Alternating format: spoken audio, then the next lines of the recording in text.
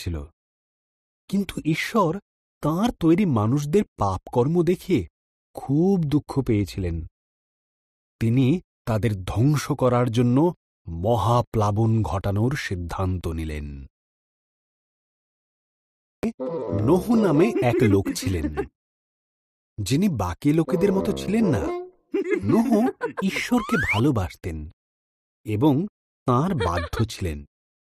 ঈশ্বর নোহ ও তার পরিবারকে মহাপ্লাবন থেকে বাঁচিয়ে রাখার কথা ভাবলেন। নোহকে মহাপ্লাবন থেকে সাবধান করলেন। তিনি নোহকে একটি বিশাল বড় জাহাজ তৈরি করতে বললেন, যার নিচু ছাদ থাকবে, 3টি তলা, 1টি জানালা ও 1টি দরজা থাকবে। নোহ ঈশ্বরের কথা মতন জাহাজটি তৈরি করলেন। প্রত্যেক ধরনের পশুর থেকে জোড়ায় জোড়ায় পশু সংগ্রহ করতে, 1টি করে পুরুষ, 1টি করে স্ত্রী। এরপর নোহ ও তার পরিবার বাকি পশুদের নিয়ে জাহাজে উঠে পড়লেন। ঈশ্বর জাহাজের দরজা বন্ধ করে দিলেন। 40 রাত ধরে অবিরাম বৃষ্টি হয়েছিল। আকাশ থেকে বৃষ্টি পড়ছিল আর সমুদ্র, হ্রদে জল বেড়ে উঠেছিল। এর ফলে পৃথিবীর উচ্চতম পর্বতগুলিও মহাপ্লাবনে নোহ আর তার পরিবার ও অন্যান্য পশুরা জাহাজে নিরাপদে ছিল এবং তাদের জাহাজ মহাপ্লাবনে ভাসছিল। ঈশ্বর এক মুহূর্তের জন্য নোহর কথা ভোলেননি। বাতাস পাঠালেন, জলের স্তর নেমে গেল, জাহাজটি আরারত পর্বতে থেমে গেল। নোহ একটি ঘুঘু পাখিকে বাইরে ছেড়ে দিলেন। যখন পাখিটি আর ফিরল না, তখন তিনি বুঝতে পারলেন পাখিটি এখন নিরাপদে আছে। ঈশ্বর তাদেরকে জাহাজ থেকে বেরিয়ে আসতে বললেন। তিনি আকাশে প্রতিজ্ঞাস্বরূপ একটি মেঘধনু বানালেন, এই কারণে যে তিনি আর কখনো পৃথিবীতে মহাপ্লাবন আনবেন না। ঈশ্বর বললেন, আব্রাহাম, আমি চাই তুমি হারান ছেড়ে অন্য কোথাও যাও। কিন্তু ঈশ্বর আব্রাহামকে কোথায় যেতে হবে তা বলেননি। ঈশ্বর বললেন, আমাকে বিশ্বাস করো, এই দেশ ছাড়ো, আমি তোমার বংশকে এক মহান দেশ দেব। তা কিভাবে সম্ভব? আব্রাহাম ভাবতে লাগল। তার স্ত্রী সারার অনেক বয়স হয়েছিল, তাই সে সন্তানের জন্ম দিতে অক্ষম ছিল। কিন্তু ঈশ্বর যেখানে যেতে বলছি সেখানে যাও, এবং আকাশের তারাদের থেকেও তোমার বংশধরের সংখ্যা বেশি হবে। তাদের মাধ্যমে সমস্ত পৃথিবী আশীর্বাদ লাভ করবে। আমাকে বিশ্বাস করো। আব্রাহাম ঈশ্বরের প্রতি বিশ্বাস রাখল।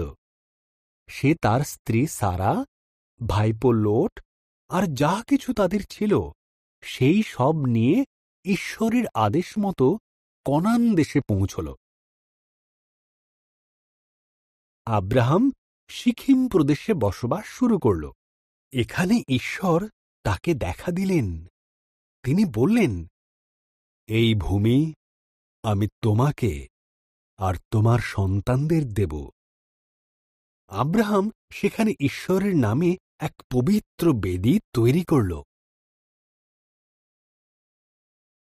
ঈশ্বরের দেওয়া সেই প্রতিশ্রুত দেশটি ঘুরে দেখল।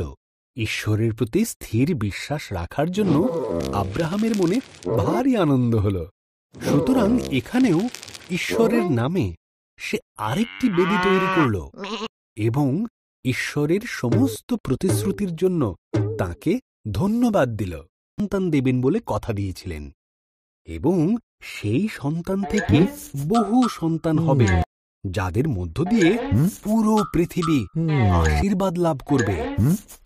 কিন্তু আব্রাহাম আর তার স্ত্রী সারার সন্তান জন্ম দেবার জন্য অনেক বয়স হয়ে গিয়েছিল। কেটে গেল। আব্রাহাম এখনও ঈশ্বরের প্রতি স্থির বিশ্বাস রেখে চলেছে। তার যখন 100 বছর আর সারার 90 বছর বয়স, ঈশ্বর তাঁর দেওয়া কথা তাদের মনে করালেন। সারা সন্তান সম্ভবা হল। যখন জন্মালো, সারা এত খুশি হল যে আনন্দে হেসে ফেলল। আমার এই হাসি ঈশ্বরের দেওয়া, সে বলল। সুতরাং তারা তাদের সন্তানের নাম দিল ইসহাক, যার মানে যখন বালক, ঈশ্বর আব্রাহামের মহাপরীক্ষা নেবার জন্য তাকে মরিয়া পর্বতে নিয়ে গিয়ে ঈশ্বরের নামে বলিদান দিতে বললেন। আব্রাহাম বিভ্রান্ত হল, কিন্তু তবুও সে ঈশ্বরে বিশ্বাস রাখল। বইল, আর আব্রাহাম নিল ছুরি আর মশাল। একসাথে তারা পাহাড়ে চড়তে লাগল। বলিদানের মেষশাবক কোথায়? ইসহাক জিজ্ঞাসা করল। আব্রাহাম উত্তর দিল, ঈশ্বর যোগাবেন। বেদির ওপর কাঠগুচ্ছ সাজাল। ইসহাককে বেঁধে কাঠের গুচ্ছের ওপর শুইয়ে দিল। ইসহাককে মারার জন্য যখন সে ছুরি তুলেছে, তখন স্বর্গদূত তাকে ডাকলেন। আব্রাহাম। না, স্বর্গদূত বললেন, ঈশ্বর জানেন তাঁর প্রতিজ্ঞাকে তুমি বিশ্বাস করো। ওই দেখো, ঝোপের মধ্যে একটি মেষ শিং আটকে ছটফট করছে। ওকেই ঈশ্বরের নামে উৎসর্গ করো। তার ছেলের পরিবর্তে মেষটিকে ঈশ্বরের উদ্দেশ্যে উৎসর্গ করল। এই জায়গার নাম সে রাখল ঈশ্বর যোগাবেন, কারণ ঈশ্বর বলির পশু যোগান দিয়েছিলেন। ঠিক যেমন ঈশ্বর বলেছিলেন, তাঁর দেওয়া কথা তিনি রাখলেন।